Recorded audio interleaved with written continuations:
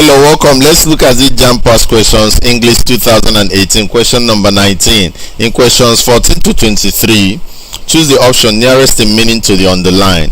As a journalist, Bola has always had a nose for stories. The underlying word is nose. Options are A, an instinct, B, a command, C, soft comment, D, cynical statement. So what does it mean to have a nose for something? It simply means that you have the instinct for something. That's on your own. You can just, do something naturally. That's what had a nose for. You understand? You're always open to stories or something. An instinct, naturally it comes to you. So option A is actually the right answer. But to throw more light on this, whenever you are having nearest in meaning or opposite in meaning, sometimes you are going to be having figures of speech.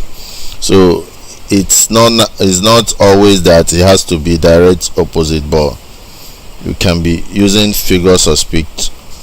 Your ability to know the meaning of the figure of speech, you cannot compare it with the word that you have. So something like Bola has always had a nose for stories simply means that Bola has instinct. He has an instinct for stories. You understand? Instinct simply means something you don't need to learn. It happens naturally. Instinct happens naturally. Understand? You don't need to learn it. You have instinct for that. Always had a nose for stories. So option A is actually what is very close to being the answer, and that's why we're picking it. But when you say a command, it simply means to give an authority or to preempt an order. That's the meaning of command.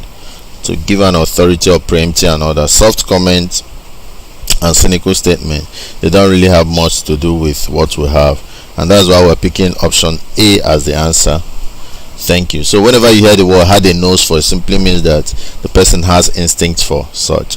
So A is the answer. Thank you.